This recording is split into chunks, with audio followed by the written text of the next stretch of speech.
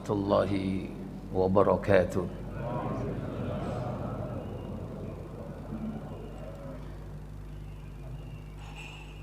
Alhamdulillahilladzi hadana lihada wa ma kunna linahtadiya laula an hadana Allah.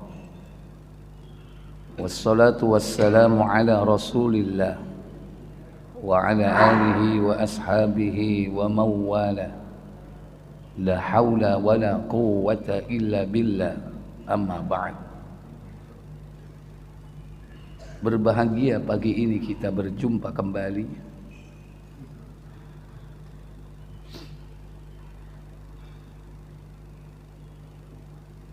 dipertemukan di masjid rumah Allah untuk melaksanakan ibadah solat berjamaah. Dimudahkan kita pula untuk duduk sampai matahari terbit untuk mendapatkan karunia dari Allah Jalla wa'ala, pahala dan juga pemahaman ilmu. Semoga Allah Jalla wa'ala memberikan kita ilman nafi'ah, dimudahkan mengamalkannya serta istiqomah sampai datangnya malakul maut menjemput kita. Dan tak lupa salawat dan salam semoga tetap tercurah selalu kepada junjungan kita, qudwah dan uswah kita, Muhammad ibn Abdillah khatimul anbiya wal mursalin, manusia yang kita harapkan syafaatnya kelak di hari kiamat. Semoga Allah Jalla wa'ala melimpahkan pula salawat kepada keluarga dan ahlul bait serta istri-istri beliau, wa dzurriyyatih, keturunan beliau, para sahabatnya dan seluruh pengikutnya yang setia hingga tibanya hari kiamat. Bapak Ibu, saudara-saudari yang dirahmati Allah Jalla wa'ala, melanjutkan tentang siapa yang menjadi penghuni neraka secara khusus melewati pintu-pintunya yang berjumlah 7. Pintu pertama yaitu pintu yang bernama Jahannam. Selanjutnya yang akan memasuki pintu tersebut yakni orang-orang yang melakukan perbuatan zalim dengan merubah ciptaan Allah. Dalam surah An-Nisa, surah yang keempat, mulai dari ayat yang ke-119, Allah tabaraka wa ta'ala berfirman dalam ayat tersebut,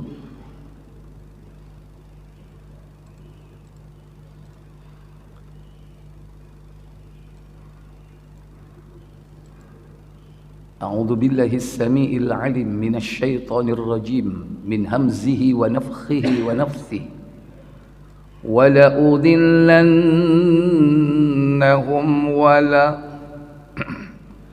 وَلَأُضِلَّنَّهُمْ وَلَأُمَنِّيَنَّهُمْ وَلَآمُرَنَّهُمْ فَلَيُبَتِّكُنَّ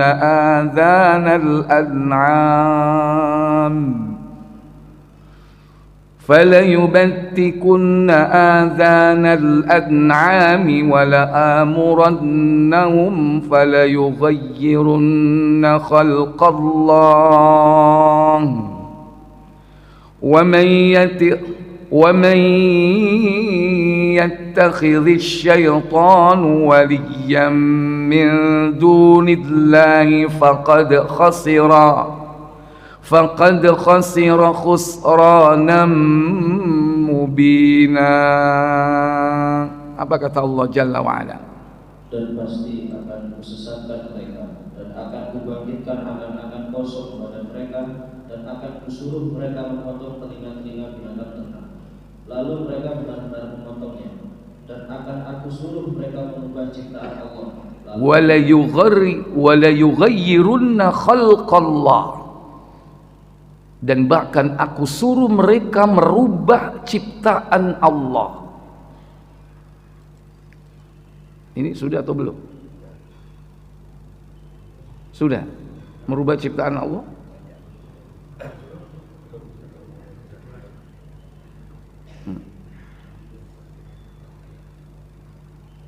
Coba dicek di catatannya.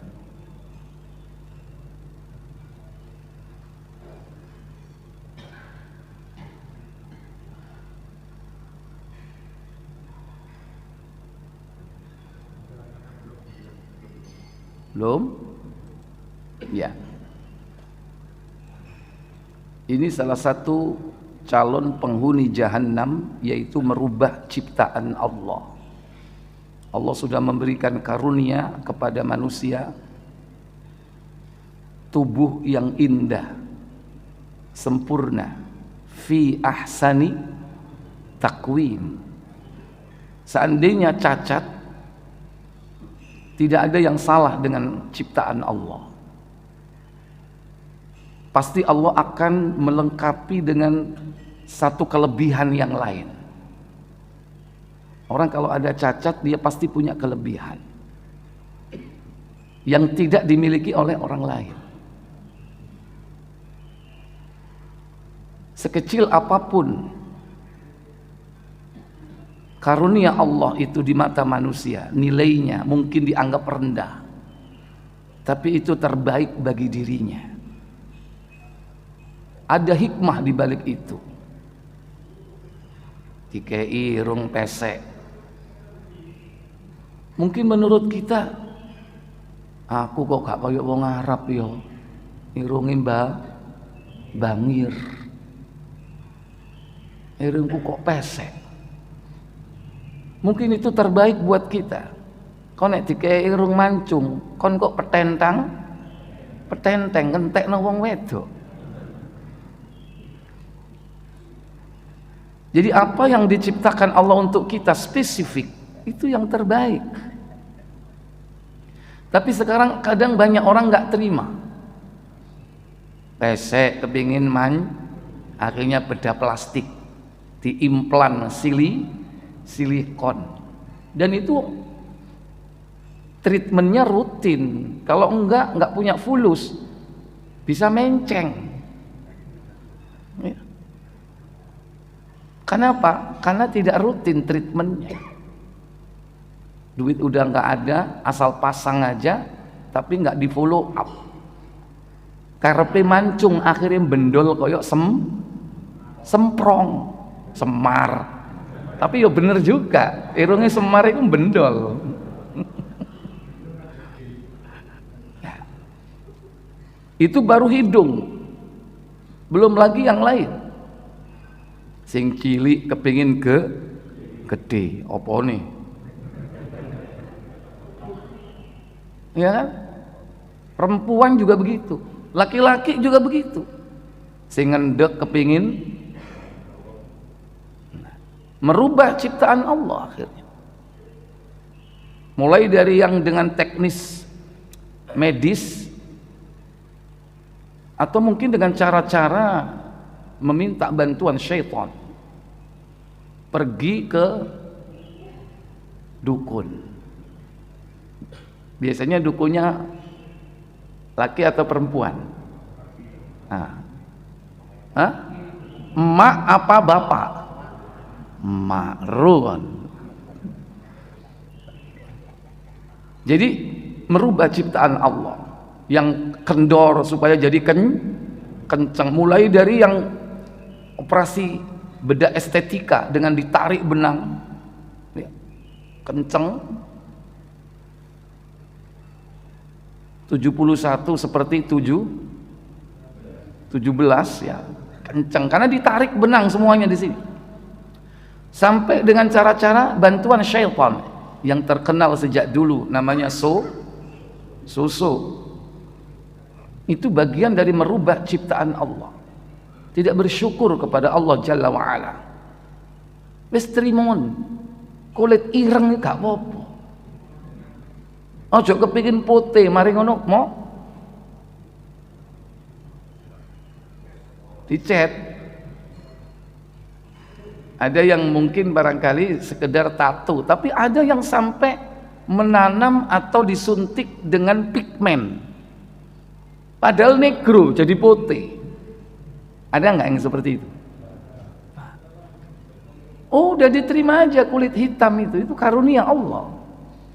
Karena Allah mengambil tanah seluruh bumi ini dengan berbagai macam unsur perbedaan.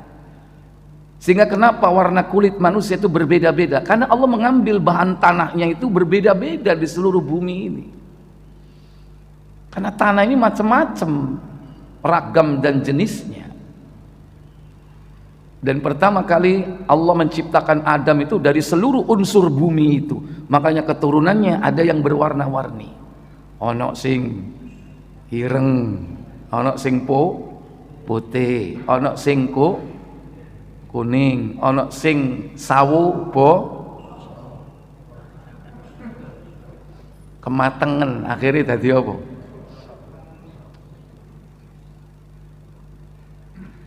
Ya, ini.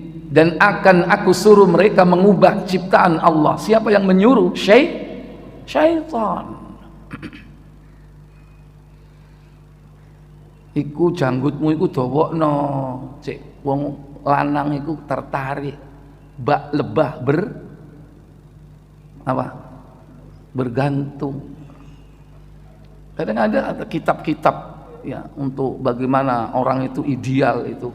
Katurang ganing wanita,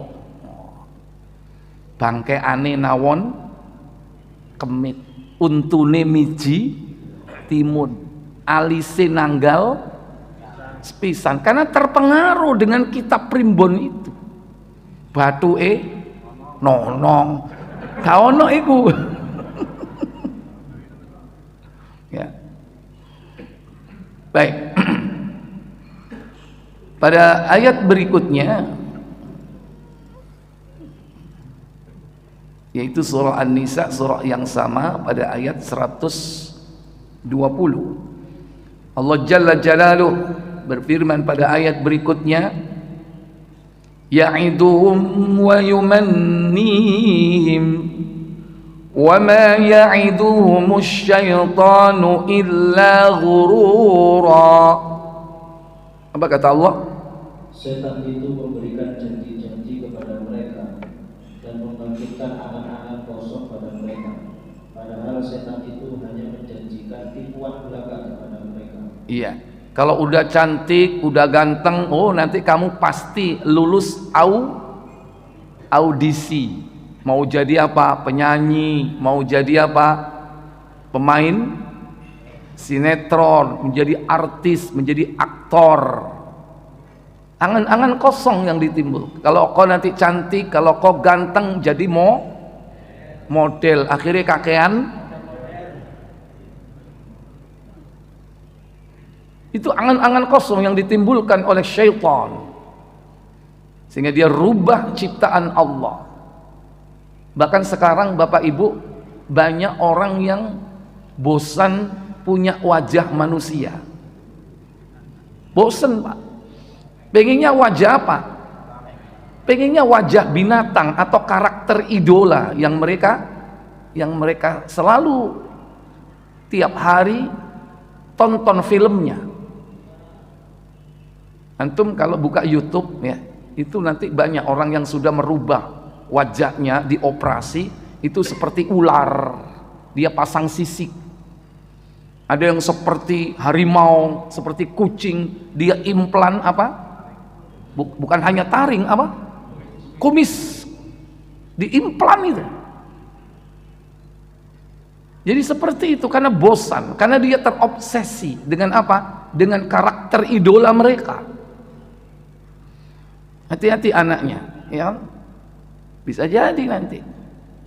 Karena udah kebiasaan lihat The Avengers, pengen jadi Huluk. Ya apa itu? Supaya hijau awake. ya. Nanti seperti apa? Iron Man. Bisa jadi dia pakai topeng terus, bisa jadi tidak permanen, bisa jadi permanen. Betul-betul dipasang, diimplan di tubuhnya. Bagaimana caranya mirip seperti Thor misalnya ya. Banyak. Ada yang seperti Barbie, memang asalnya cantik. Cuman karena sejak kecil ya yang ditonton itu Barbie, pengen seperti Barbie. Ada wanita yang seperti itu, dioperasi. Bagaimana caranya mirip seperti Barbie. Dan ini begitu luas pengaruh syaitan di zaman sekarang ini dengan adanya apa? Teknologi operasi dengan harga yang murah, dengan teknik yang tinggi, dengan perkembangan terkini, orang bisa menjadi cantik dengan harga murah. Makanya banyak orang tertipu sekarang ini, menikahi wanita cantik, begitu lahir, anakku kok seje, ibu lho motone belok, irunge mancung, lah iki wis sipit pesek. Ya memang aslinya mboke ngono. Lihat cantik kenapa? Operasi. Pergi ke Korea, agak miring harganya, ya kan? Sebelumnya ke Jepang, lumayan. Tapi sudah masuk ke Indonesia. Dan sudah mulai banyak orang-orang itu ya tergiur dengan iklan-iklan untuk membuat performance baru, bagaimana tubuhnya menjadi ideal, tapi dengan cara merubah ciptaan Allah. Ada juga dalam bidang-bidang yang lain merubah ciptaan Allah. Salah satunya yaitu dengan cara rekayasa genetik. Itu juga nggak boleh, haram. Kalau seandainya tidak dilarang, itu akan terjadi, yakni rekayasa genetika manusia. Bagaimana caranya manusia itu memiliki keunggulan-keunggulan sehingga nanti disilang, karena manusia ini lemah fisiknya. Bagaimana caranya dia sekuat apa? Harimau, sekuat gorila misalnya. Bisa jadi nanti apa? Dicampur gennya antara manusia dengan hewan. Wong kambing Dolby aja banyak yang protes, padahal kambing sama-sama kambing, domba sama-sama domba. Tapi itu termasuk merekayasa, nggak boleh. Tapi kadang-kadang antum seneng, katanya ini seni. Ketika ikan itu batuknya nonong, apa itu hasil dari rekayasa genetik. Nggak boleh kita intervensi. Kadang kita senang ketika ayam berkokok itu seperti ketawa, ya, karena merusak pita suaranya, nggak tahu diapakan itu. Pernah dengar ayam begitu, Pak? Iya, itu bagian dari rekayasa genetik, intervensi terhadap apa? Wilayah Allah. Sudah biarkan dia tumbuh berkembang alami, nggak perlu kita intervensi. Semua itu dari siapa? Syaitan. Orang pertama yang melakukan seakan jenius, padahal ide-ide itu dari syaitan. Makanya orang-orang jenius dalam kesesatan, dalam bidang musik, dalam bidang kemaksiatan, rata-rata mereka ini dibisiki oleh syaitan. Tapi orang bangga, oh itu jenius, itu menciptakan not-not balok. Padahal itu syaitan yang membuat dia jenius, menciptakan alat-alat musik, menciptakan cara-cara untuk mendapatkan kenikmatan tapi maksiat. Hati-hati. Ya'iduhum wa yumannihim. Mereka memberikan janji-janji dan angan-angan kosong. Angan-angan kosong di sini bukan nggak ada konkretnya, bisa jadi konkret. Dia sukses, dia punya segalanya karena perbuatan maksiat yang dilakukan itu.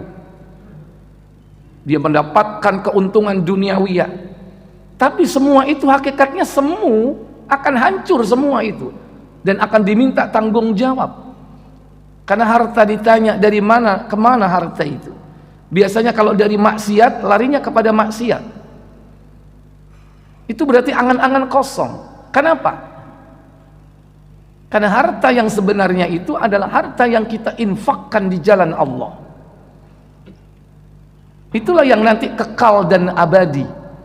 Adapun harta yang kita dapatkan dari usaha-usaha yang tidak diridhoi oleh Allah, sekalipun konkret kita dapatkan, kita rasakan, bukan angan-angan kosong yang abstrak, tidak, konkret.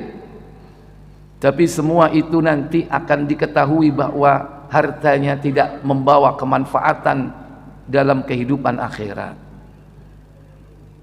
Nah, kita mengharapkan harta yang sedikit halal ini bermanfaat untuk kehidupan akhirat. Maka diinfakkan di jalan Allah, baik yang wajib maupun yang sunnah ataupun yang mubah untuk kepentingan diri kita. Asal jangan sampai kita meminta. Orang yang mencukupi kebutuhannya dari hartanya supaya terhindar dari meminta-minta, berarti orang itu telah menginfakkan hartanya di jalan Allah tabaraka wa ta'ala. Berikutnya yakni pada ayat yang ke 121, di situ konsekuensi akhir dari semuanya, bahwa dia akan dikembalikan kelak di akhirat, dimasukkan oleh Allah, yaitu ke dalam neraka Jahannam. Kata Allah, ulaika ma'wahum jahannam wala yajiduna anha mahisa. Apa kata Allah Jalla wa'ala? Mereka yang tertipu itu tempatnya di neraka Jahannam, dan mereka tidak akan mendapat tempat lain untuk lari darinya. Iya, mereka itulah orang-orang yang akan mendapatkan Jahannam, dan tidak ada tempat yang lain bagi mereka melainkan siksa yang pedih. Baik, kemudian selanjutnya yang akan masuk ke dalam neraka Jahannam yaitu mereka yang mengolok-olok agama Allah karena kesombongan mereka. Dalam surah An-Nisa, surah yang keempat, pada ayat yang ke 140,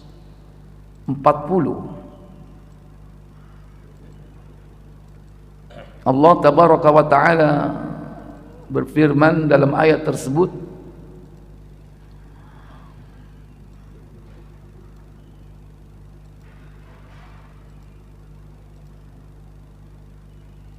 وَقَدْ نَزَّلَ عَلَيْكُمْ فِي الْكِتَابِ أَنْ إِذَا سَمِعْتُمْ آيَاتِ اللَّهِ يُكْفَرُ بِهَا وَيُسْتَهْزَأُ بِهَا فَلَا تَقْعُدُوا مَعَهُمْ حَتَّى يَخُوضُوا فِي حَدِيثٍ غَيْرِهِ إِنَّكُمْ إِذًا مِثْلُهُمْ إِنَّ اللَّهَ جَامِعُ الْمُنَافِقِينَ وَالْكَافِرِينَ إِنَّ اللَّهَ جَامِعُ الْمُنَافِقِينَ وَالْكَافِرِينَ فِي جَهَنَّمَ جَمِيعًا. Apa kata Allah Jalla wa'ala? Dan sungguh Allah telah menurunkan ketentuan bagimu di dalam kitab Al-Quran, bahwa apabila kamu mendengar ayat-ayat Allah diingkari dan diperolok-olokkan oleh orang-orang kafir, maka janganlah kamu duduk bersama mereka sebelum mereka memasuki pembicaraan yang lain, karena kalau tetap duduk dengan mereka, tentulah kamu serupa dengan mereka. Sungguh Allah akan mengumpulkan semua orang-orang munafik dan orang-orang kafir di neraka Jahannam. Iya. Jadi judulnya memang secara umum orang munafik akan dimasukkan ke dalam neraka Jahannam. Dalam surah yang lain Orang-orang munafik ini akan diletakkan oleh Allah Tabaraka wa ta'ala ke dalam neraka Jahannam di tingkatan paling bawah, yaitu pada ayat 145. Innal munafiqina fid darkil asfali minan nar walan tajida lahum nasira. Apa kata Allah? Sungguh orang-orang munafik itu ditempatkan pada tingkat yang paling bawah dari neraka, dan kamu tidak akan mendapat seorang penolong pun bagi mereka. Iya. Kenapa orang-orang munafik itu diletakkan di tingkat paling bawah? Karena mereka mengaku beriman,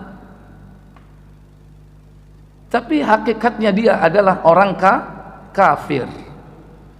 Sekalipun para ulama membagi penyakit nifak munafik itu ada dua. Munafik yang bersifat i'tiqadi, keyakinan, dan munafik yang bersifat amali. Yang bersifat amali tidak mengeluarkan pelakunya dari Islam. Akan tetapi kalau sifat-sifat ini semakin merajalela, menjadi sempurna, maka kemunafikannya akan jadi sempurna. Di antara sifat-sifat munafik yang bersifat amaliyah, pertama, orang yang tidak melaksanakan sholat berjamaah, dan yang paling berat bagi mereka munafik berjamaah itu subuh dan isya. Itu sifat munafik. Kata Nabi SAW dalam hadis Muslim nomor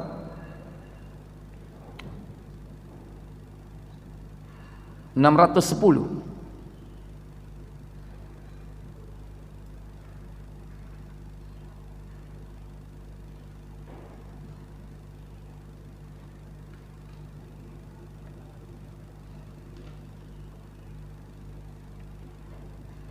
ya.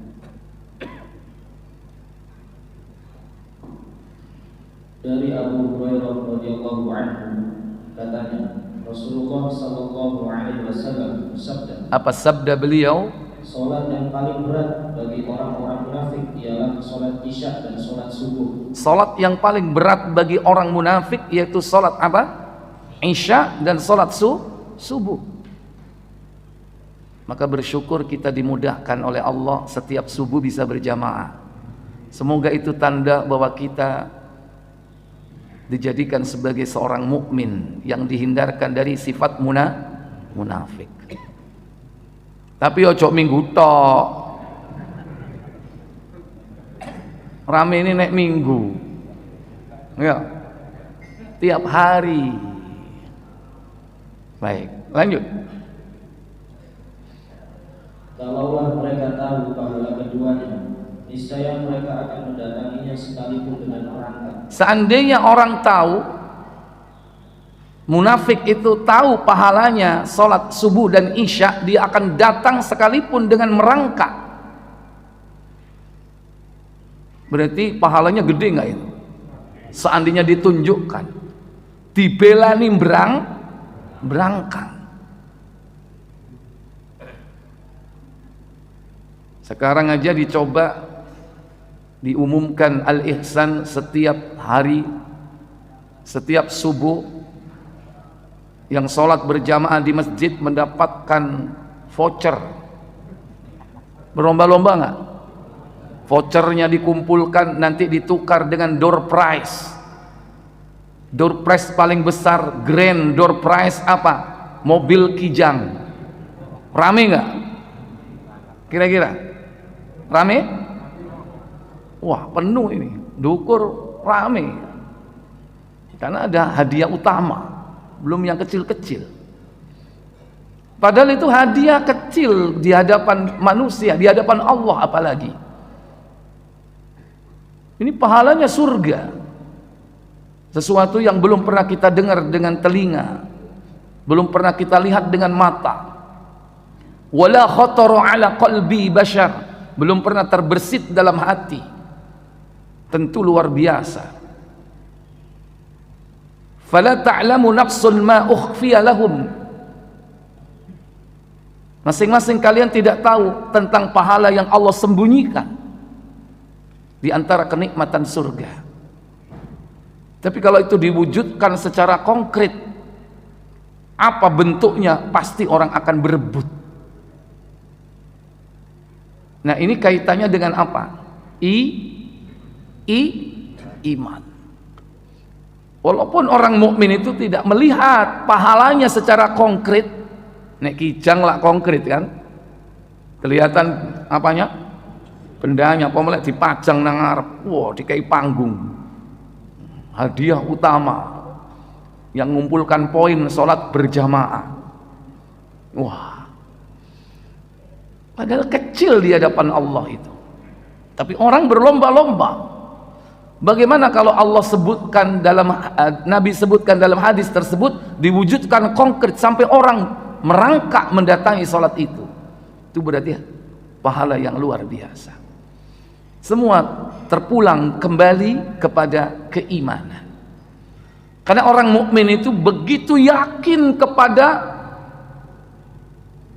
pahala yang gaib. Sementara orang-orang kafir, dia itu mau melakukan apapun kalau balasannya, untungnya itu konkret.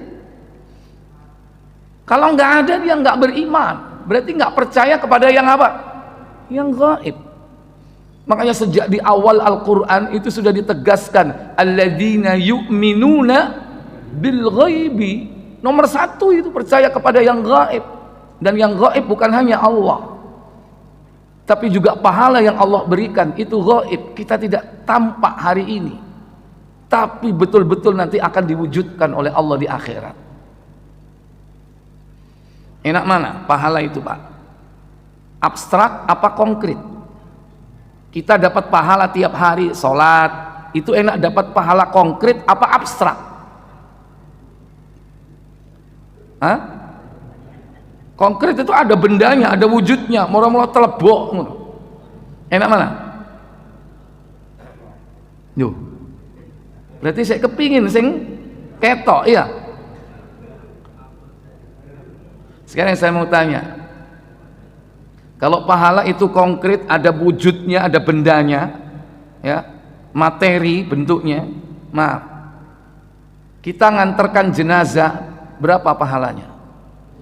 1 kirot, pahala segede apa?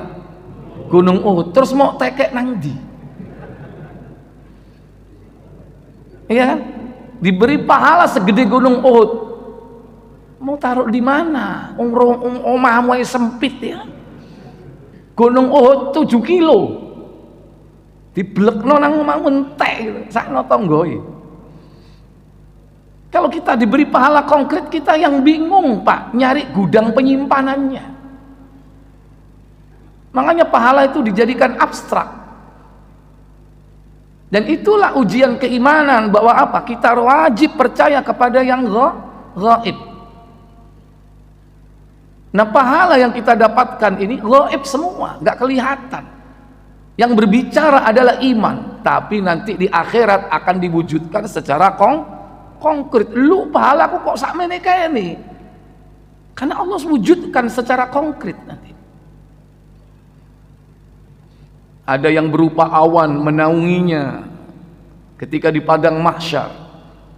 Ada yang berupa sekelompok burung yang terbang membela kita di hadapan Allah. Burung-burung itu membela kita. Konkret pahalanya.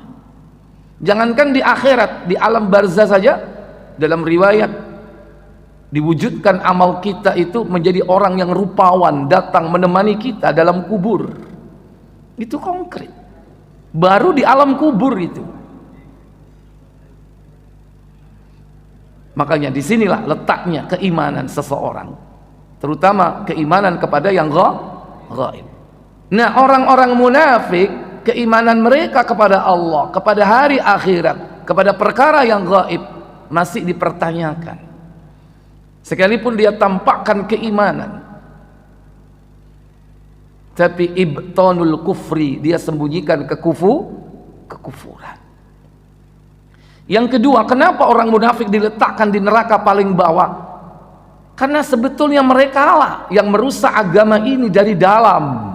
Musuh dalam selimut, menggunting dalam lipatan, menikam dari belakang. Dari dulu begitu orang-orang munafik. Dan mereka ini lebih akrab, yang ketiga, dengan apa? Orang-orang kafir. Contoh dalam ayat ini, kata Allah tabaraka wa ta'ala dalam ayat tersebut, wa qad nazzala 'alaikum fil kitabi, dan sungguh Allah telah menurunkan kekuatan kepada kamu di dalam Al-Quran, idza sami'tum ayati, apabila kamu mendengarkan ayat-ayat Allah, sami'tum ayatillahi yukfaru biha wa yustahza'u biha, di mana ayat-ayat Allah itu diperolok-olok, diingkari dan diolok-olok. Banyak macam caranya orang-orang kafir dan munafik. Orang-orang kafir itu yakni mengingkari ayat-ayat Allah dan diperolok-olok oleh orang-orang kafir. Lantas apa? Mereka diam saja. Bahkan dia yaq'udu ma'ahum, mereka duduk bersama mereka satu majelis, padahal perintahnya fala taq'udu ma'ahum, jangan kau duduk bersama mereka. Ojo gombol wong sing menghina ayat Allah, menghina Al-Quran dan hukum-hukumnya, serta memperolok-olok. Akhirnya banyak orang Islam sendiri terpengaruh sampai mengatakan bahwa tidak ada di Quran sholat 5 waktu itu. Bener kan? Padahal banyak penjelasan tentang waktu sholat itu.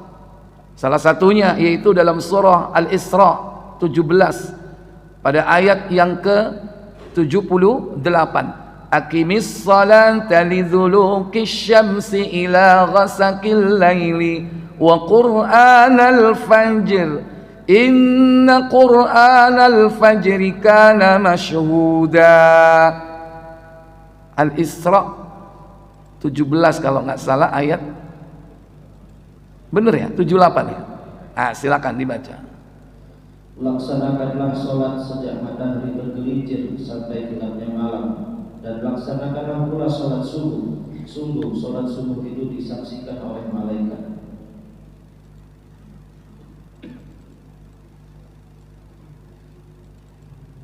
Aqimis salata lidhuluki syamsi ila ghasakil laili wa qur'anal fajr. Tegakkanlah salat lidhuluki syamsi, sesudah matahari tergelincir. Ada lemek kertas Melayu terus sih. Untuk pet itu sajadah boleh, sajadah aja pinjam, afwan, yang penting kasar ya. Sesudah matahari tergelincir, lidzuluki syamsi. Di sini matahari tergelincir itu ada dua, yaitu sholat apa? Sholat duhur dan sholat asar. Karena zuhur itu dan asar itu setelah matahari tergelincir, setelah matahari di atas kepala kita tengah-tengah, kemudian tergelincir ke barat, waktunya sholat apa? Zuhur. Waktu asar setelah antara bayang-bayang kita sama dengan tingginya tubuh kita, sama dengan bayang-bayang kita, baru ketika tergelincir lagi lebih panjang dikit masuk waktu apa? Asar. Makanya yang ngomong itu karena nggak ngaji, Atau memang nggak ngaji ya, atau memang bisa jadi ya memang tujuannya merusak Islam dari dalam. Sebetulnya kekufuran dalam hatinya. Cuman dia tahu barangkali kalau dia mengaku Islam masih selamat gitu. Mestinya kan tanya dulu kepada para ulama, ya kan? Banyak ulama di Indonesia ini. Jangan berbicara tanpa dasar ilmu. Itu akan menyesatkan banyak orang. Nah, itulah contoh ciri-ciri munafik itu seperti itu. Ngaku Islam tapi dia apa? Benci kepada Islam. Dia berbicara ngawur tentang Islam dan banyak. Ila ghasaqil laili, sampai datang gelap malam. Gelap malam itu ada dua. Gelap pertama yaitu ketika matahari terbenam, tapi masih ada ya, warna-warna yang ada di langit berupa warna merah, lembayung. Kalau sudah warna merah itu habis, betul-betul gelap, dengan ditandai munculnya bintang-bintang sudah tampak, berarti betul-betul sudah gelap. Itu tanda awalnya masuk waktu Isya. Itu namanya ghasaq. Kemudian al-lail, terbenam. Kemudian al-lail, betul-betul malam. Dua sholat itu. Wa Qur'an al-fajr, dan dirikanlah sholat apa? Subuh. Udah berapa berarti? Udah 5. Ini contoh ayat saja. Jadi jangan kita ini menyakiti Allah dan menyakiti Rasulnya dengan sembarangan berbicara. Itu termasuk istihza. Dan hobi orang munafik itu mencela agama, sekalipun dia sendiri mengaku sebagai penganutnya, tapi agama dicela. Itu ciri dari munafik. Maka kembali kepada surah An-Nisa 140, fala taq'udu ma'ahum, jangan kalian duduk bersama mereka di majelis mereka. Jangankan jadi teman akrab ya, duduk di majelis aja jangan, apalagi menjadi aulia, penolong mereka.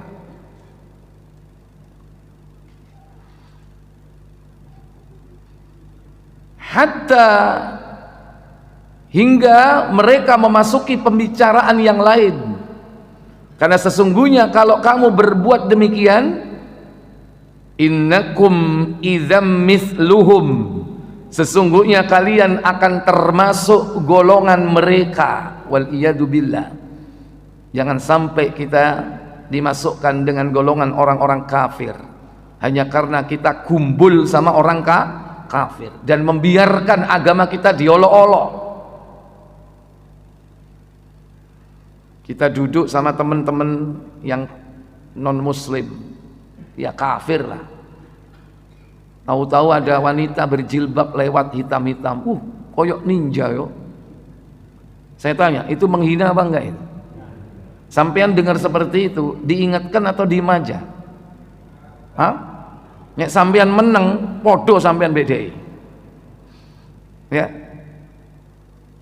Kalian akan sama seperti mereka. Harus dibantah itu. Cok ngawur. Ojo ngono, iku wong taat nang agama. Itu syariat Islam. Dan itu sunnah Rasul sallallahu alaihi wasallam dengan memakai pakaian gelap atau warna hitam. Hati-hati cangkemmu. Kon ngelokno ninja kon. Oh, tak katana kon kok. Aku duwe katana nang omah. Katana apa? Mobil. Katana itu pedang. Cuman mobilnya dinamai pedang, ya kan, katana. Baik. Kalau samurai itu bukan pedang. Apa? Samurai itu orangnya namanya samurai. Itu filosofi hidup mereka namanya samurai, ya kan? Orang sekarang kan taunya apa? Pedang. Kalau pedangnya namanya katana, orangnya namanya samurai. Pedang samurai berarti bener pedangnya samurai. Bukan nama pedangnya samurai, bukan. Wis kok samurai jebus kono iki agama bahas pedang ya kan. Ikhwatal iman a'izzakumullah. Jadi ini ancaman bagi orang-orang yang memperolok agama Allah atau membiarkan agama Allah itu diolok-olok. Makanya kalau ada penghinaan-penghinaan terhadap agama, seorang mukmin itu bergemuruh hatinya dan itu ghirah. Makanya mau tidak mau minimal kemungkaran yang terucap, yang tampak di depan mata kita, minimal harus kita rubah dengan lisan kita. Kalau tidak mampu dengan kekuatan, dengan power, dengan lisan, harus dibantah. Kalau ada kemungkaran di depan kita, jangan dibiarkan. Nanti takutnya kita akan dikategorikan sama seperti mereka, duduk di majelis bersama mereka, sementara ayat-ayat Allah dihina, sunnah Rasulnya diperolok-olok, kita nanti akan tergolong munafik. Dan munafik ini ancamannya lebih berat dari orang kafir itu sendiri. Diletakkan di neraka jahanam di paling bawah. Katanya orang Sidoarjo apa? Intipe neraka iku wong munafik. Baik. Kemudian yang diberikan ancaman yakni neraka jahanam, mereka tidak lain adalah orang-orang yang menghalangi manusia dari jalan Allah. Dalam surah An-Nisa, surah yang keempat, ayat yang ke 169.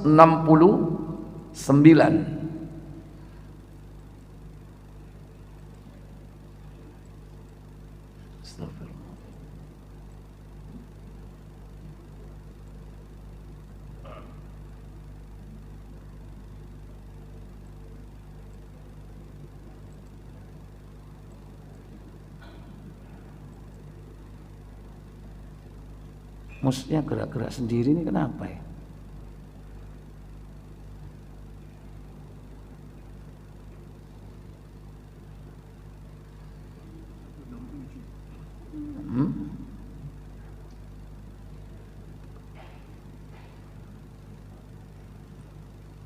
Status berapa? 167 lanjutannya 169 itu ya neraka jahanam ya.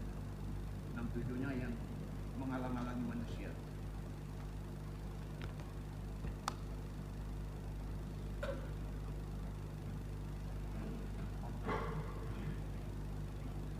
Oh iya.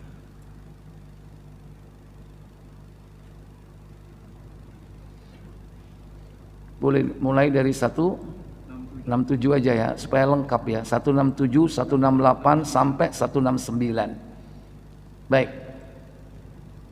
Allah Jalla wa Ala berfirman dalam surah yang sama, yaitu pada ayat yang ke 167. Allah Jalla Jalaluhu berfirman, innal ladzina kafaru wa saddu an sabilillahi qad dhallu dhalalan ba'ida. Apa kata Allah? Sesungguhnya orang-orang yang kafir menghalang-halangi orang lain dari jalan Allah benar-benar telah sesat sejauh-jauhnya. Ya. Qad dhallu dhalalan ba'ida. Sungguh dia telah tersesat dengan kesesatan yang amat jauh. Apa yang mereka lakukan? Yakni as-saddu an sabilillah, menghalang-halangi manusia dari jalan Allah. Jadi nggak suka manusia itu mendapatkan hidayah. Dan bisa jadi ini juga dilakukan oleh orang-orang munafik sama. Orang mau ngaji diweden-wedeni, itu menghalang-halangi manusia dari jalan Allah nggak?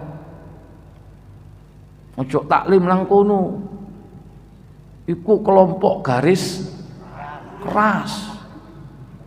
Ojo ngaji nang kono, iku ustate radikal. Deloken penampilane, jenggoten, celana icing, persis kaya ciri-cirine teror.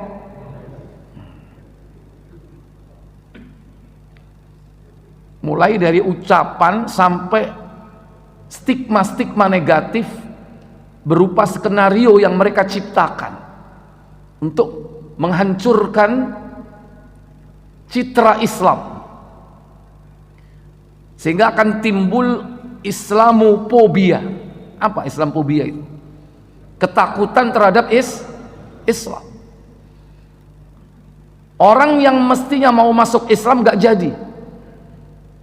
Kenapa? Karena skenario yang diciptakan membuat stigma negatif terhadap Islam, bahwa Islam itu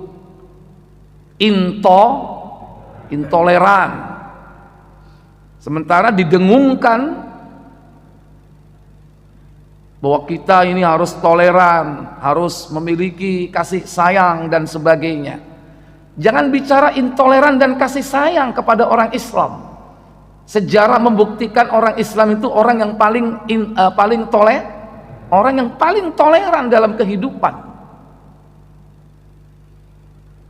Lihat di negeri-negeri yang mayoritas Islam, minoritas orang-orang non-Muslim, hidup aman nggak di tempat itu? Aman, mereka hidup, berekonomi, bersosialisasi, bahkan mereka bebas melaksanakan ibadah mereka tanpa ada rasa takut. Dan yang membuat ngebom itu kan sebetulnya orang kafir sendiri, mencari orang-orang munafik yang bisa dicuci otaknya, didoktrin dengan doktrin negatif. Akhirnya apa? Melakukan kekerasan kepada selain agama Islam dengan atas nama apa? Jihad. Padahal tujuannya apa? Tujuannya Islam di negeri itu menjadi jelek, citranya menjadi buruk, namanya menjadi hancur. Itu tujuan mereka. Itu kolaborasi antara kafir, orang kafir sendiri, entah dari golongan mereka atau golongan orang lain, atau golongan yang tidak beragama, yang suka memancing ikan di air keruh, dan mencari orang-orang munafik. Orang munafik ini kan gampang disogok, Pak. Dikasih apa, Pak? Macam-macam, bukan hanya duit, yo jabatan, kedudukan, yo wong tergantung kesenengane opo. Digambar dhisik, oh iki senengane ngene, kasih. Tapi ada proyeknya, nggak gratis. Nggak ada makan siang gratis itu, Pak, ya. Nggak ada, mesti ada tendensi, ada tujuan di balik itu. Nah, inilah yang terjadi hakikatnya. Dan itu tidak berhasil, walaupun dalam skup kecil sampai skup yang paling gede. Peristiwa 9/11 berapa itu? 11 September. Itu kan grand design itu. Untuk apa? Untuk menciptakan stigma negatif terhadap Islam, bahwa Islam itu teroris. Dan itu buatan Amerika sendiri. Dan itu banyak orang-orang mereka sendiri telah apa? Meneliti kebenaran tentang peristiwa itu. Banyak kejanggalan sekali, dan dibuktikan bagaimana menara kembar itu bisa runtuh seperti itu. Nggak mungkin hanya dengan apa? Ditubruk pesawat.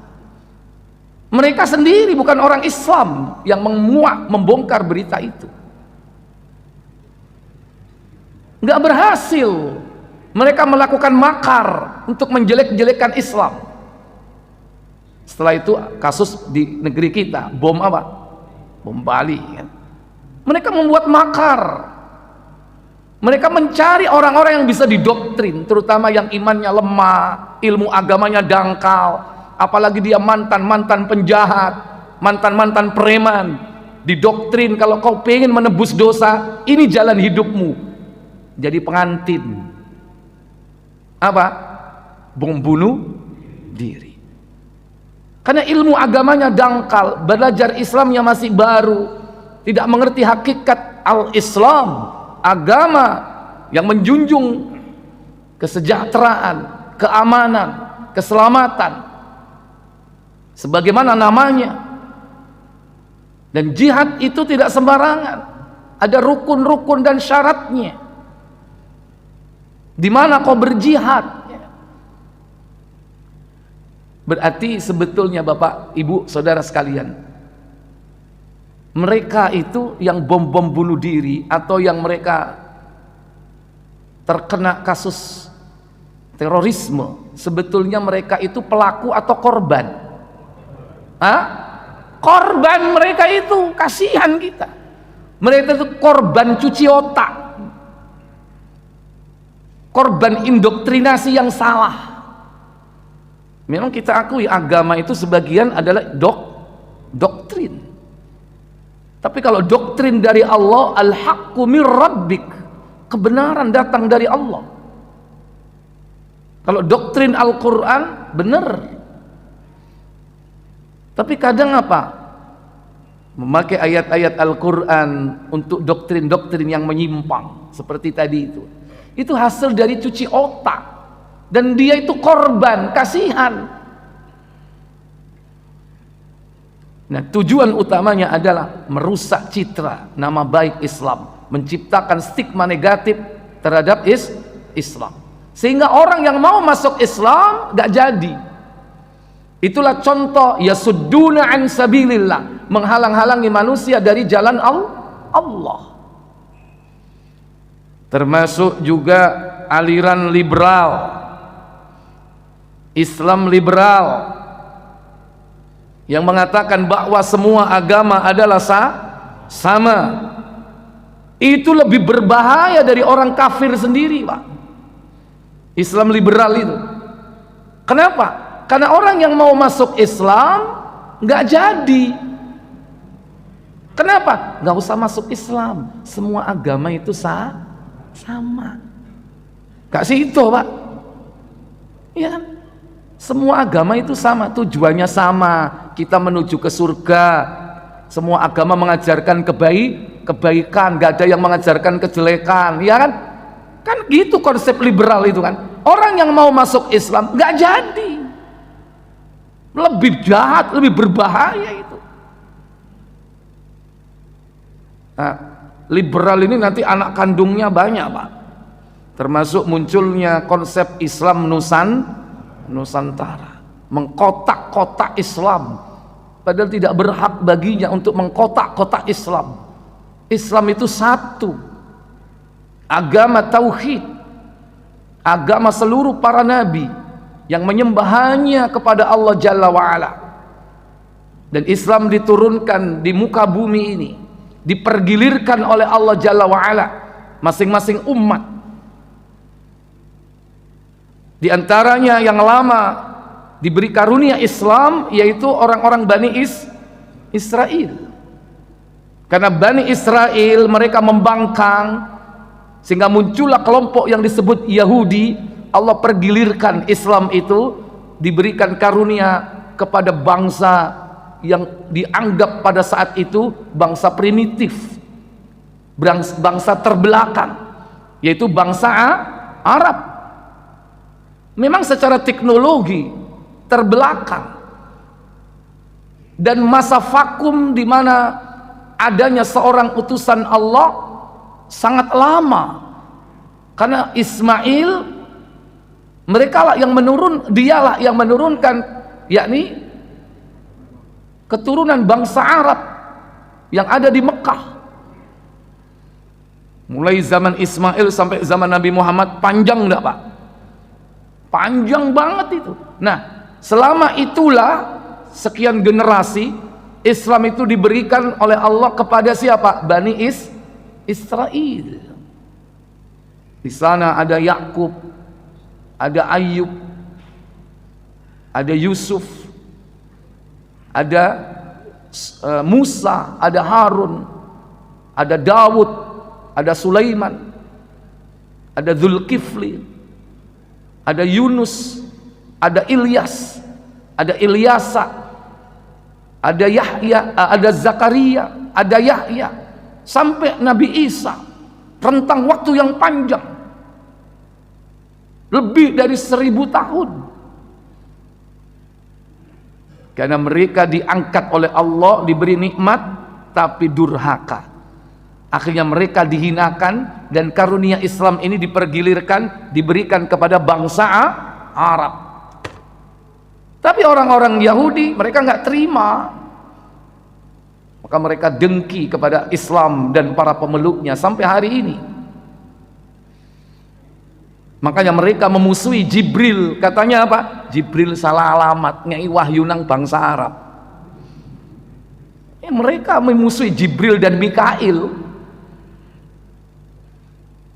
Ikhwatal iman a'izzakumullah. Padahal bangsa Arab ini dipersiapkan oleh Allah. Sekalipun secara peradaban dalam bidang teknologi mereka terbelakang, tetapi mereka memiliki keutamaan-keutamaan tentang confidence, keyakinan, tentang kesungguhan mereka menjaga amanah, tentang hafalan mereka, hafalannya kuat. Amanah mereka itu contohnya ketika Abu Sufyan ditanya oleh Heraklius tentang siapa Muhammad itu, padahal waktu itu belum masuk Islam, musuhnya. Abu Sufyan mengatakan, kalau seandainya aku tidak takut dikatakan pembohong, niscaya akan aku bohongi raja ini. Ketika ditanya tentang Rasulullah, maka Abu Sufyan jawab jujur apa adanya. Itu contoh amanah, kejujuran, dan itu potensi yang paling dasar di dalam agama. Orang dalam beragama yang paling pertama adalah apa? As-sidqu, kejujuran. Harus jujur. Nek wis gak jujur bojo entek sudah agama. Jadilah munafik tadi itu. Ayatul munafiki thalathun, tanda orang munafik 3. Ini bersifat amaliyah. Idza haddatsa kadzaba, jika dia berbicara dusta. Wa idza wa'ada akhlafa, jika dia dipercaya dia khianat. Sementara dalam Islam, konsep yang mendasar dalam memegang agama ini harus apa? Adanya amanah. Wa idza tumina khana, apabila dia dipercaya dia khianat. Dan ciri-ciri kenapa Allah memurkai bangsa, kenapa dia tidak memegang janji. Nah, orang munafik suka tidak memegang janjinya. Itulah kehancuran mereka, orang-orang Bani Israel. Ikhwatal iman a'izzakumullah. Jadi Islam Allah takdirkan yang dibawa oleh Nabi kita Muhammad sallallahu alaihi wasallam. Beliau adalah orang Arab, dan Islam diturunkan yakni Al-Qur'an dengan bahasa apa? Bahasa Arab. Maka jangan benci Arab, jangan benci bahasa Arab. Kita wajib mempelajari bahasa Arab sebagai bahasa Al-Qur'an, bukan bahasa bisnis, bukan bahasa rekreasi, tapi belajarlah bahasa Arab, karena Al-Qur'an dalam bahasa Arab. Kon laopo kon iku sembayang cara Arab, kon dhewe gak ro artine. Termasuk menghalangi manusia dari jalan Allah ya? Iya yo. Tapi aku wis kadung Islam enak nang Islam iku. Nek kurban oleh daging. Riyo Ramadan akeh panganan. Wis tak gawe ngene ae. Ya apa carane aku salat iso paham. Akhirnya buat salat 2 bahasa, bilingual. Ya, bahasa apa? Arab sama Indonesia. Muncullah Roy. Ini contoh juga menghalang-halangi manusia dari jalan Allah untuk mendapatkan kebenaran. Akhirnya orang nggak mau belajar Al-Quran. Kenapa? Karena sholat dengan bahasa Indonesia boleh, Bahaya nggak itu, Pak? Bahaya nggak? Bahaya. Dan agama ini akan rusak. Adzan nang masjid ini macam-macam kok. Masjid Madura seje. Allah raja. Iya kan? Masjid wong Jawa, Gusti Allah kang Maha Agung. Rusak agama ini. Kalau dibolehkan dengan bahasa Indonesia. Dan itu sempat tokoh sekuler telah melarang azan itu dengan bahasa Arab. Siapa dia? Siapa dia? Hah? Mustafa Kemal. Jangan bilang Atatürk. Atatürk itu yang mulia. Ngoco. Ya. Siapa itu? Pemimpin Turki yang konon jasadnya ditolak oleh apa? Ditolak oleh bumi. Setiap dikubur mencetat mendukur jeluk. Kenapa? Banyak ulama-ulama dibunuh, ribuan. Bahasa Arab azan dihapus, sholat nggak boleh. Itu urusan pribadi. Kalaupun sholat bahasanya bahasa Turki. Rusak. Itu contoh bapak sekuler. Maaf, sekulerisme berarti berhasil atau tidak? Berhasil tidak? Hari ini nggak berhasil. Konsep sekuler, negara sekuler itu negara yang nggak akan berhasil. Kenapa? Karena tidak cocok dengan hati nurani. Sementara nurani rakyat Turki tersimpan, berpotensi untuk suatu saat dia akan meledak, membanjiri seluruh negeri Turki dengan kumandang azan dan semarak mempelajari Al-Quran. Sekarang alhamdulillah, saya tahun berapa ke Turki itu Pak, masih sepi Pak. Belum Erdogan waktu itu. Umroh plus ya. Itu masjid kalau subuh Pak, itu hanya satu sop nggak lengkap. Itu pun tua-tua yang sholat. Alhamdulillah sekarang masjid itu di parkiran itu mobil-mobil, motor-motor bagus. Siapa? Para pemuda, remaja-remaja. Itu harus disyukuri perkembangan Islam di negeri yang dulu sempat menjadi kekhilafan Islam, yaitu Turki Utsmani, yang dengan cara yang sangat licik orang-orang Yahudi berkolaborasi dengan orang-orang Nasrani menghancurkan kekhilafan Turki tahun 1924 sampai hari ini belum ada kepemimpinan sentral kaum muslimin. Sudah hampir satu abad. Semoga dengan sempurnanya satu abad nanti akan muncul pemimpin akhir zaman. Tapi ya kan, kapan? Wis kausate ngeramal. Yang penting kita yakin pasti akan terjadi. Ikhwatal iman aizakumullah.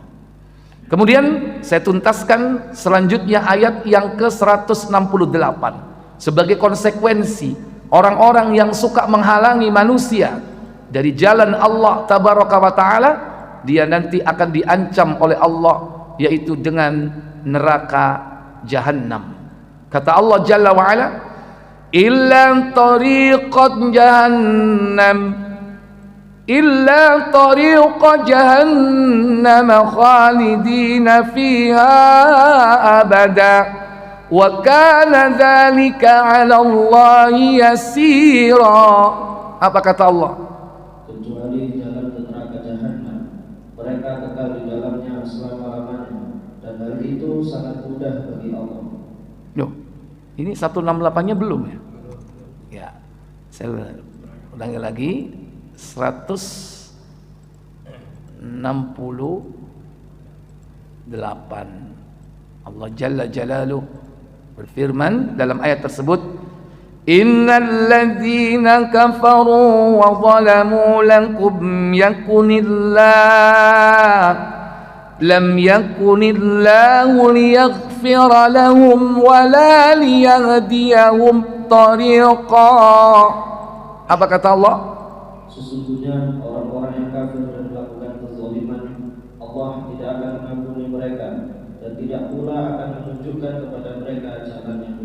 Iya. Innal ladzina kafaru wa zalamu, sesungguhnya orang-orang kafir dan berbuat zalim. Zalim kepada Allah, zalim kepada manusia. Zalim kepada Allah, dia melakukan kesyirikan, itu bentuk zalim kepada Allah. Yang kedua, zalim kepada sesama manusia. Orang kafir menganggap selain dari mereka goyim, binatang. Mereka nggak segan-segan membunuh. Ini khususnya yakni keyakinan orang-orang Yahudi. Yahudi membantai anak-anak Palestina udah biasa. Karena menganggap selain dari mereka itu goyim, yaitu apa? Binatang. Hanya mereka yang menganggap mereka yang menganggap dirinya adalah manusia, yang lainnya enggak. Itu akan dibalas oleh Allah nanti di akhir zaman dan kelak di hari kiamat. Dosa-dosa orang mukmin ini nanti ditimpakan kepada mereka semua. Mereka yang dibunuh oleh orang-orang Yahudi ini, dosanya akan diangkat oleh Allah, akan ditimpakan semuanya ke Yahudi. Itu nanti yang akan terjadi. Maka lam yakunillahu, Allah sekali-kali tidak akan mengampuni dosa mereka, liyaghfira lahum, tidak ada jalan untuk ampunan, karena mereka telah melakukan kezaliman yang besar, yaitu syirik dan kufur. Walahum liyahdiyahum tariqa, dan mereka tidak akan mendapatkan petunjuk jalan kecuali jalan menuju apa? Tariqa jahannam, jalan menuju jahannam. Khalidina fiha abada, mereka kekal selamanya di dalam neraka itu. Wa kana dzalika 'ala Allahi yasira, dan yang demikian itu adalah mudah bagi Allah. Maka bersabarlah sampai datang waktunya. Mereka akan dihabiskan oleh Allah di dunia ini dan akan dibalas dengan siksa yang pedih di akhirat. Bersabarlah, penderitaan itu tidak akan lama, akan sirna. Sekarang orang Islam ini menderita, Pak, lahir dan batin, karena kita masih diberikan oleh Allah petunjuk dan taufik. Kita masih bisa bertahan dengan keimanan dan amal soleh. Kalau enggak, mereka ini sudah senang menganggap bahwa upaya dan makar mereka hampir sukses untuk menghancurkan Islam. Tapi Allah punya makar. Wa makaru wa makarullah. Mereka punya makar, Allah juga punya makar. Wallahu khairul makirin, dan Allah adalah sebaik-baik makar. Wallahu a'lam. Baik Bapak Ibu, saudara-saudari yang dirahmati Allah, ini pembahasan kita tentang calon-calon penghuni jahanam. Insyaallah kita akan lanjutkan pada pertemuan yang akan datang. Silakan kalau ada pertanyaan, saya beri waktu. Silakan.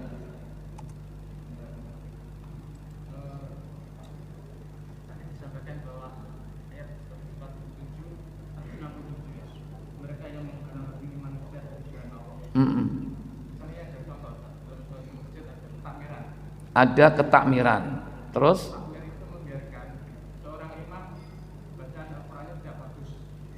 bisa membedakan antara sin dan shin, ain dan alif dan lain sebagainya. Dan kita pakai masukan jamaah, namun alasannya ya kita rapatkan dengan takbir yang lain, sampai kita ajak untuk rapat membicarakan imam, kalau perlu cari orang yang menghafal Al-Quran, saya tetap berliku-liku atau tetap beri ayat tersebut. Udah, baik ya. Yang pertama, fenomena kriteria imam atau imam yang belum pas sebagai seorang imam karena bacaannya yang kurang fasih, itu di mana-mana. Ya. Yang pertama, standarisasi imam itu penting. Sehingga antara satu dengan yang lain itu tidak berbeda dalam menilai. Kalau yang menilai ahli tajwid salah kabeh, karena dia berilmu. Tapi kalau mungkin ilmu tajwidnya biasa, yang penting tajwid yang pokok, ya kan, hukum yang 5, ya kan, itu sudah benar, ya dianggap boleh lah gitu. Kalau bagi yang nggak mengerti sama sekali bacaan Al-Quran, kadang dia nggak ngerti kalau banyak salahnya, asal keindahan lagunya saja, tapi makhorijul hurufnya dan tajwidnya carut marut. Ada nggak yang seperti itu? Jadi tergantung jamaah itu yang menilai siapa gitu. Nah tentunya yang mengusulkan itu adalah orang yang mumpuni di bidang itu, dan itulah orang yang pas untuk menyampaikan. Kalau enggak nanti dibalik, bacaanmu dewe gak karu-karuan ngono kok. Tapi yo iso mbantah, justru gak karu-karuan, aku kepingin belajar, kepingin semangat. Imam iku nek esuk sing enak, bacaane bagus, jadi nek dirungok sak goblok-gobloke wong iku nek ngrungokno bacaan sing enak iku iso adem ayem. Ya iso sing bantah pisan. Ya, diskusi tentang itu, perdebatan mungkin bahkan itu tidak akan pernah selesai. Cuman yang penting di sini satu, bagi para DKM atau takmir, ya. Sekarang memang sudah trennya kita ini pengen menikmati sholat. Sholat itu jangan hanya sekedar gugur kewajiban. Kalau bisa, sholat itu bagian dari kita mendapatkan rizki. Cari rizki kita di sholat itu. Rizki apa? Rizki ketenangan, ketenangan hati. Rasulullah itu dibuat senang hatinya, dihibur dengan apa? Sholat. Dalam sebuah riwayat hadis, kesenangan Nabi ada dua. Pertama, wanita dan minyak wangi. Dan dibuat hati Rasulullah terhibur dengan sholat. Sahabat dulu itu sholat itu ditunggu-tunggu, Pak, karena dia bisa berinteraksi dengan Allah. Yang jadi imam enak didengar, tumak nina, rukuk dan sujudnya. Jangan sebagai gugur kewajiban. Ada di sebuah masjid itu, maaf, kita bukan bicara bacaan saja ya, kadang tidak tumak nina, rukuk dan sujudnya cepat. Ada nggak seperti itu? Bahkan suratul Fatihah belum tuntas, imam sudah rukuk. Ya apa mocone? Sak nafas paling.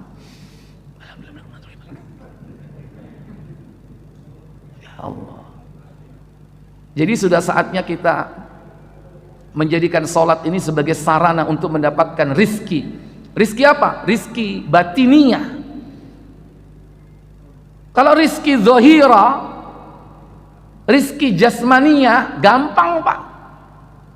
Ngaji oleh teh, rizki apa pembuatan ini? Rizki. Tapi diombe mari ngono mentu. Ya, walaupun sebentar kuat. Makan, dapat snack. Kita bisa cari di luar, bukan di masjid. Tapi rizki batiniya nggak akan bisa dicari kecuali di rumah Allah, masjid. Makanya jiwa-jiwa yang mulai sudah onderdilnya merotol itu harus diservis. Makanya masjid ini bengkel jiwa, bengkel hati. Mesti keluar dari sini enak mana imannya ya. Tapi kok digawe geronjal melek nang jobo, kepethuk yukna, kepethuk cakpri misalnya. Gak karu-karuan mana. Makanya tiap hari kita harus diservis.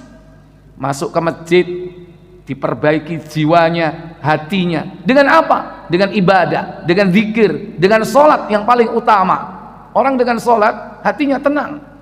Maka jangan buat sholat tidak tenang. Allahu Akbar. Waduh, cepet sopo iki. Malah nggak tenang. Waduh, iki kok ngene bacaane. nggak tenang. Maka tugas daripada pengurus mencari bagaimana kita bisa melayani mereka. Carilah orang-orang yang bisa memberikan kenikmatan di dalam ibadah. Di antaranya imam rawatib.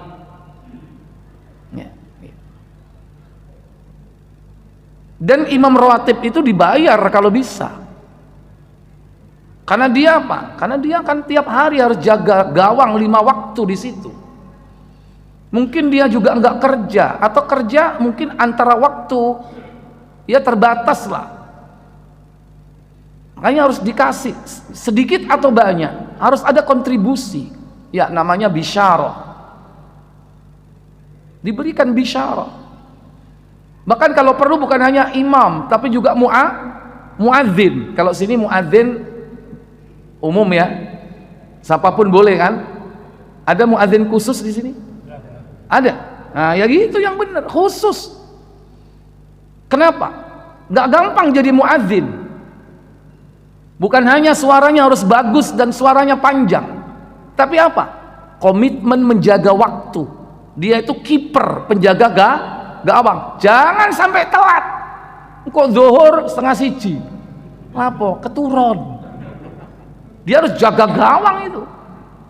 Subuhnya, zuhurnya, asarnya, maghribnya. Pulang mungkin isya ya ke rumah. Jadi kalau perlu diberi bisara, dibayar itu. Sehingga apa? Dia semakin meningkatkan profesionalismenya. Ada training azan, wah kesana ikut. Ada bagaimana caranya supaya nafasnya panjang, ikut. Bagaimana adab azan, demikian pula imam, ya kan?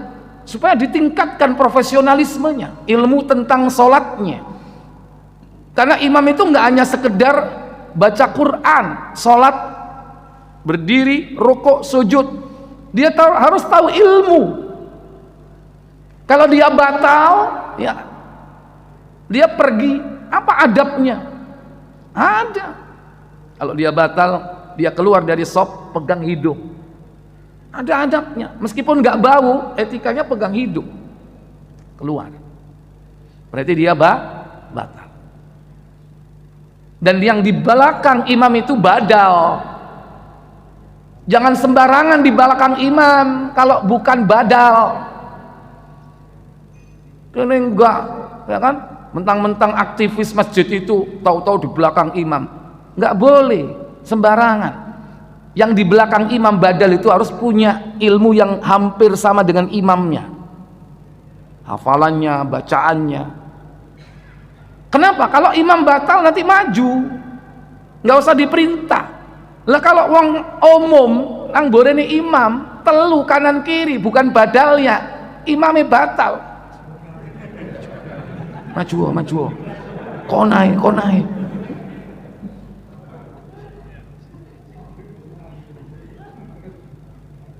Sing buri bengok akwai, cok kuatir. Itu ada. Nabi mengatakan hendaklah orang-orang di belakang kami adalah orang-orang yang tafaqquh fiddin, orang yang faham, memiliki ilmu agama. Itu Nabi. Makanya di belakang Rasulullah itu Abu Bakar, Umar bin Khattab, Utsman bin Affan, Ali bin Abi Thalib. Sahabat yang lain tahu diri, meskipun nggak ada namanya di sini. Mereka punya ilmu. Makanya kalau kita di masjid umum, di masjid kita safar, jangan kita sok datang kemudian di belakang imam itu. Karena itu sudah ada tempat khusus bagi para badal dan orang-orang yang memang dipersiapkan untuk mengganti imam. Ya, jadi ilmu-ilmu seperti itu harus dimiliki oleh imam ya, atau juga yang lain, pengurus masjid. Ini. Jadi yang kedua, lebih bagus menyarankan kepada pengurus yaitu dengan cara yang baik. Mungkin kapasitas kita belum mencukupi untuk menyampaikan itu. Cari orang yang punya pengaruh, ya kan? Yang juga memiliki ilmu tentang tajwid. sehingga apa yang disampaikan itu cocok dengan ilmunya. Ustadz misalnya yang menyampaikan, ya kan, karena dia punya ilmu di situ. Kalau kita orang biasa dibalik, kon dewe ngajimu kaya apa kan gitu kan. Ya, walaupun masih bisa ada perdebatan ya. Tapi kan ya itu tadi, kalau orang sudah objection, ya nanti akhirnya nggak enak. Ya, gitu. Wallahu a'lam. Saya pikir cukup satu saja pertanyaan. Saya cukupkan di sini. Kita tutup kafarat majelis. Subhanakallahumma wa bihamdik, asyhadu an la ilaha illa anta, astaghfiruka wa atubu ilaik. Wassalamualaikum warahmatullahi wabarakatuh.